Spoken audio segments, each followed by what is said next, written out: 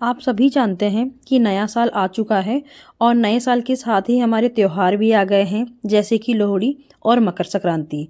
और इन त्योहारों पे सबसे ज़्यादा क्या खाया जाता है? तिल और गुड़ की चिक्की, गजक, तिलपट्टी और मुरमुरे के लड्डू।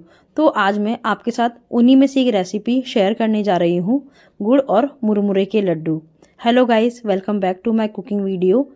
आई होप आप सभी अच्छे होंगे।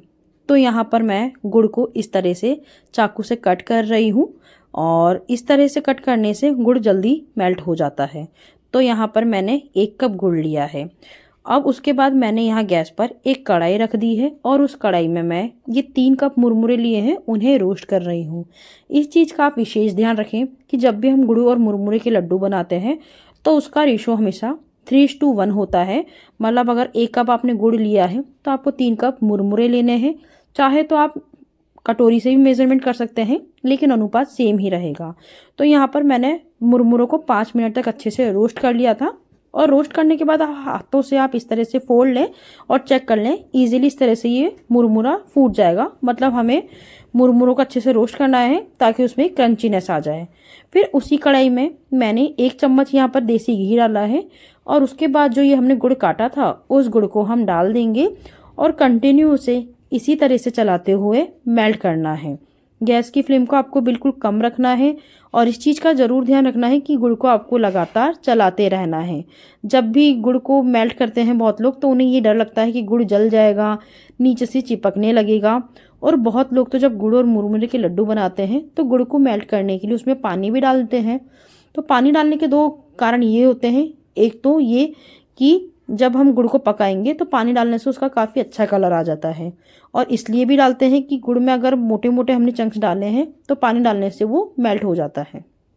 तो यहाँ पर मैं पानी नहीं डालती हूँ। अब गुड़ हमारा अच्छे से पका है या नहीं पका है, इसे मैं चेक कर रही हूँ। यहाँ मैंने कटोरी में पानी लिया था और उसमें यहाँ गुड़ की ड्रॉप्स डाल दी है। ड्रॉप डालने के बाद कम से कम 5 से 6 मिनट तक उसे ऐसे ही रहना है और उसके बाद उस ड्रॉप को हमें निकाल के इस तरह से देखना है। तो ये हमारा गुड़ पक गया है। इसकी ये पहचान है कि ये मतलब कि बिल्कुल आसानी से खिंच रहा है, स्टिक हो गया है, कड़क हो गया है। तो यहाँ हमारे गुड़ पक गया है और गुड़ में अच्छे से बबल्स भी आ गए हैं।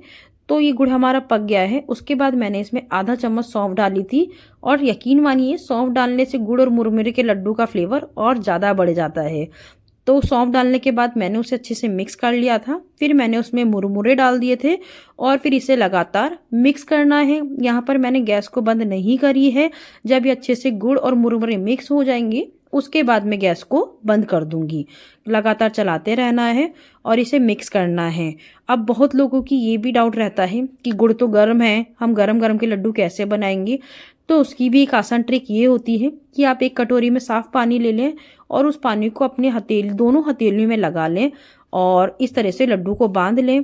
बिल्कुल हल्के हाथों से इन लड्डू को बनाना है, बिल्कुल ही बिना ज़्यादा एफर्ट के ये लड्डू बनके तैयार हो जाते हैं और पानी लगाने से इजीली बंद भी जाते हैं। और बस टाइट हाथों से नहीं बनाना है आपको, वरना ये मुरमुरे टूटने लगते हैं। तो पानी लगाते रहिए हाथों पर और इस तरह से लड्डू आप बनाते रहिए। इससे बिल्कुल भी गरम भी नहीं लगेगा और हमें इन लड्डुओं को गरम गरम ही बनाना है, क्योंकि अगर ये ठंडा होगा तो गुड़ जम जाएगा और ये इतनी इजीली लड्डू नहीं बनेंगे। तो ये थी लड्डू बनाने की बिल्कुल आसान और सिंपल रेसिपी, जो बहुत ही कम मेहनत में और बहुत ही कम टाइम में बनके तैयार हो जाती है। तो इस मकर संक्रांति और लोहड़ी पर आप भी गुड़ और मुरमुरे के लड्डू ज़रूर बनाइए। हमारे यहाँ हरियाणा में तो ज़्यादातर बहन बेटियों को ये लड्डू और ये तिल के लड्डू, गजक दी जाती है संक्रांति के त्यौहार के रूप में। तो आई होप आपको ये वीडियो अच्छा लगा होगा। अपने घर पे आप भी गुड़ और मुरमुरे के लड्डू ज़रूर बनाइए और कमेंट सेक्शन में मुझे ज़रूर बताइए कि आपको ये रेसिपी कैसी लगी। इसी तरह से मुझे सपोर्ट करते रहिए और अगर आपने मेरा चैनल सब्सक्राइब नहीं किया है तो प्लीज़ करिए।